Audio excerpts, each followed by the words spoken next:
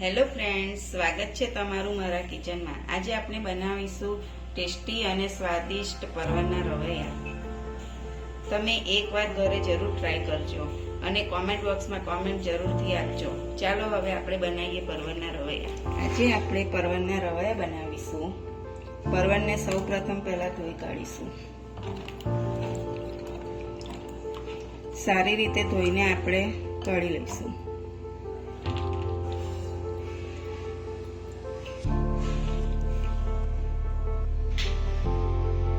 આપણે એને આજુબાજુના બીજા કાઢીને એની પાતળી પાતળી છાલ કાઢી લઈશું। આ રીતે આપણે એની આખી છાલ નથી કાઢવાની, આ રીતે પાતળી પાતળી કાઢવાની છે।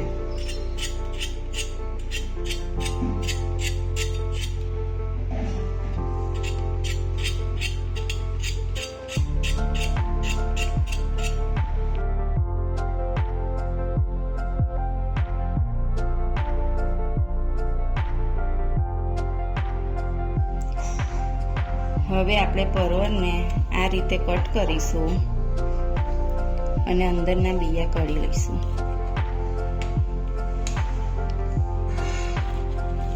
આપણે બિયા ફેંકી નથી દેવાના, આપણે બિયા મસાલામાં ઉપયોગ કરવાનો છે।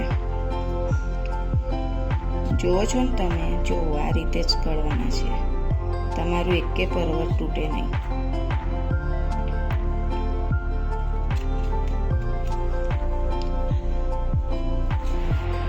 હવે મિક્સરનો જાર લઈશું, એમાં આપણે બધા બિયા એડ કરી દઈશું। એમાં આપણે 2 લીલા મરચાં લઈશું, 1 ઇંચ આદુનો ટુકડો લઈશું, 3-4 કળી લસણ લઈશું અને 2 ટેબલ સ્પૂન સિંગદાણા લઈશું। 2 ટેબલ સ્પૂન પાણી એડ કરીશું। હવે આપણે પીસી લઈશું। હવે પીસેલું આપણે એક પ્લેટમાં કાઢી લઈશું।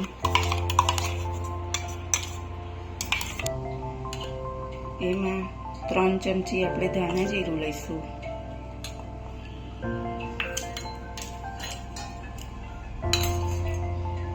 1/2 ચમચી હળદર લઈશું,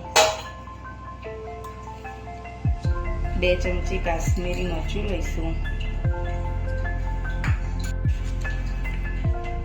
1/2 ચમચી ગરમ મસાલો લઈશું, 3 ચમચી ખાંડ લઈશું। તમે ખાંડના બદલામાં ગોળ પણ લઈ શકો છો।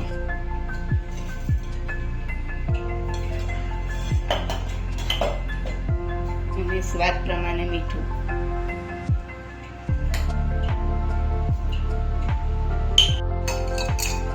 પછી એમાં 3 ચમચી તેલ લઈશું।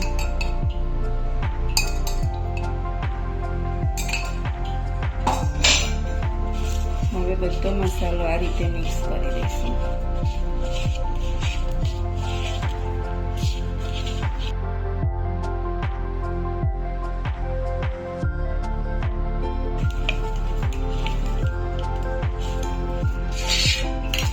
હવે જે આપણે આ કટ કર્યા છે પરવર, એમાં આપણે ભરી લઈશું।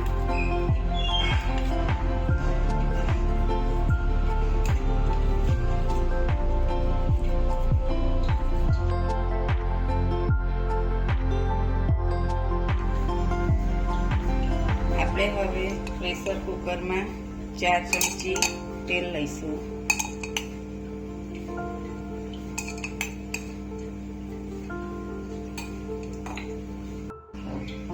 તેલ ગરમ થઈ ગયું છે, હવે આપણે જે વધ્યો છે તે મસાલો એડ કરીશું।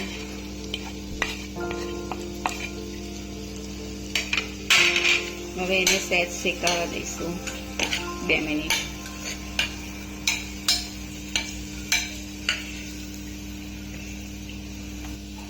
હવે એમાં જે ભરેલા છે તે પરવર એડ કરી દઈશું।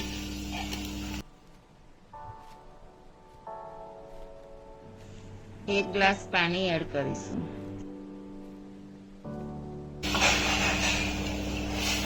આ રીતે હલાવી દઈશું, પછી એને ઢોકી દઈશું। હવે એને 2 સીટી હાઈ ફ્લેમ પર અને 3 સીટી મીડિયમ ફ્લેમ પર વગાડીશું. કુકર થઈ ગયું છે. એને ઠંડુ પડ્યા પછી આપણે એક બાઉલમાં કાઢી લઈએ.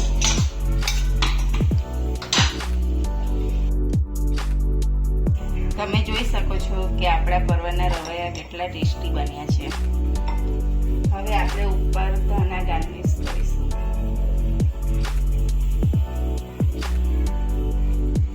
આ રેસીપી પસંદ આવી હોય તો તમે લાઈક, શેર, સબસ્ક્રાઇબ કરજો અને જરૂરથી કોમેન્ટ બોક્સમાં